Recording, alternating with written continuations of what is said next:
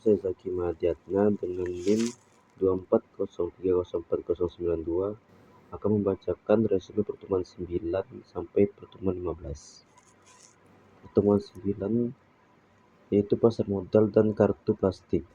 Pasar modal adalah tempat bertemunya pihak yang membutuhkan dana dan pihak yang ingin berinvestasi melalui transaksi surat berharga seperti saham dan obligasi. Pasar ini berperan penting dalam pertumbuhan ekonomi karena menyediakan sumber pembiayaan jangka panjang bagi perusahaan dan memberikan alternatif investasi bagi perusahaan. Ciri-cirinya, instrumen utama yaitu saham, obligasi, dan reksadana. Pelakunya emiten, investor, lembaga penunjang seperti BEI, OJK, KSEJ, dan KPEJ. Tujuannya investasi jangka panjang dan pembiayaan perusahaan. Selanjutnya kartu plastik, yaitu merujuk pada alat transaksi berbentuk kartu. Biasanya terbentuk dari plastik seperti kartu debit, kartu kredit, dan kartu prabayar. Kartu ini digunakan untuk kemudahan dalam pembayaran tanpa uang tunai. Jenis-jenisnya, pertama kartu debit, yaitu langsung terhubung ke rekening tabungan untuk digunakan untuk pembelian dan penarikan tunai. Kedua, kartu kredit memungkinkan pengguna memegang kartu untuk melakukan pembelian dengan dana pinjaman dari bank. Ketiga, kartu prabayar. Dana disimpan terlebih dahulu di kartu dan digunakan sesuai saldo yang tersedia. Selanjutnya, resume pertemuan 10 tentang pasar uang. Pasar uang adalah tempat terjadinya transaksi keuangan jangka pendek, yaitu dengan jangka waktu kurang dari 1 tahun. Tujuannya untuk memenuhi kebutuhan likuiditas jangka pendek bagi pelaku ekonomi, seperti perusahaan, pemerintah, dan bank. Ciri-cirinya, pertama ada jangka waktu pendek atau kurang dari 1 tahun. Kedua, likuiditas tinggi dan risiko rendah. Instrumen diperdagangkan tanpa melalui bursa atau over the counter. Selanjutnya instrumen utama. Pertama ada sertifikat Bank Indonesia atau SBI. Kedua, surat berharga pasar uang atau SBPU. Ketiga, deposito berjangka. Keempat, commercial paper. Kelima, call money. Selanjutnya, pelaku pasar.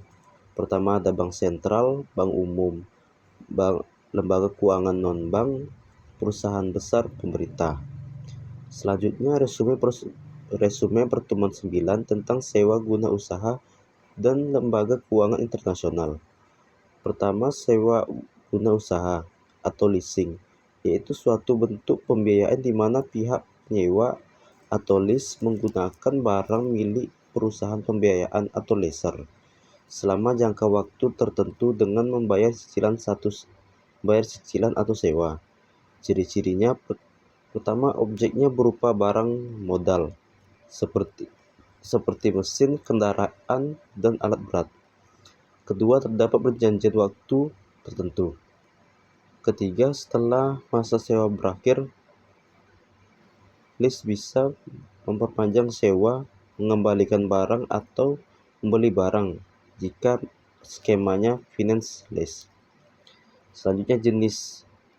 Pertama ada finance lease atau diakhiri dengan kepemilikan barang oleh lease. Kedua, operating lease, hanya sewa tanpa berpindah kepemilikan. Selanjutnya lembaga keuangan internasional, yaitu organisasi yang menyediakan dokumen finansial, teknis, dan kebijakan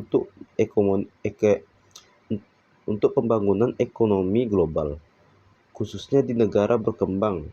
Contoh IMF atau International Monetary Fund, yaitu menjaga kestabilan moneter internasional dan membantu negara yang mengalami krisis keuangan. Selanjutnya resume pertemuan 12 tentang anjak piutang. Anjak piutang adalah kegiatan pembiayaan di mana sebuah perusahaan atau biasanya lembaga keuangan membeli atau mengelola piutang dagang milik suatu perusahaan. Tujuannya untuk mempercepat perputaran kas dan memengaruhi resiko penagihan. Ciri-cirinya melibatkan 3 pihak, yaitu perusahaan, pelanggan, dan perusahaan anjak piutang. Cocok untuk perusahaan yang banyak menjual secara kredit, bisa dilakukan dengan atau tanpa jaminan. Selanjutnya manfaat. Pertama, mempercepat arus kas perusahaan. Kedua, mengurangi beban penagihan, risiko gagal bayar. Selanjutnya, mempermudah pengelolaan piutang. Contohnya, perusahaan A memiliki piutang dari pelanggan senilai 500 juta. Daripada menunggu pembayaran, perusahaan A menjual piutang tersebut ke perusahaan anjak piutang dan langsung menerima uang tunai, misalnya 80-90% dari nilai piutang. Selanjutnya, resume pertemuan 13 tentang model Ventura. Model Ventura adalah bentuk pembiayaan dalam bentuk penyertaan modal oleh perusahaan model Ventura kepada perusahaan rintisan atau usaha kecil dan mencegah yang memiliki potensi yang memiliki potensi pertumbuhan tinggi namun berisiko. Ciri-cirinya pembiayaan berbentuk penyertaan saham atau obligasi konversi. Kedua, fokus pada startup atau bisnis inovatif yang belum bankable. Ketiga, investor mendapatkan imbal hasil dari kenaikan nilai perusahaan. Umumnya melibatkan pendamping manajerial dan bukan hanya dana. Contohnya, startup teknologi yang baru berdiri menerima dana 1 miliar dari perusahaan model Ventura untuk pengembangan produk. Dengan imbalannya, investor memiliki 20% saham perusahaan. Selanjutnya, resume pertemuan 14 tentang Pegadaian. Pegadaian adalah lembaga keuangan non-bank yang memberikan pinjaman kepada masyarakat dengan jaminan barang berharga seperti emas, elektronik, atau kendaraan. Ciri-cirinya memberikan kredit jangka pendek dengan jaminan. Kedua, pencairan cepat dan persyaratan relatif mudah. Ketiga, jaminan disimpan dan dapat ditebus kembali setelah pinjaman dilunasi. Keempat, umumnya dikenakan bunga atau biaya administrasi. Selanjutnya, fungsi Pegadaian. Pertama, membantu masyarakat mendapatkan dana tunai secara cepat. Kedua, menjadi alternatif pembiayaan selain bank. Ketiga, menyediakan layanan tambahan seperti penaksiran, titipan emas, dan investasi emas. Contohnya, seseorang menggadaikan cicilan emas di Pegadaian dan menerima pinjaman tunai 2 juta.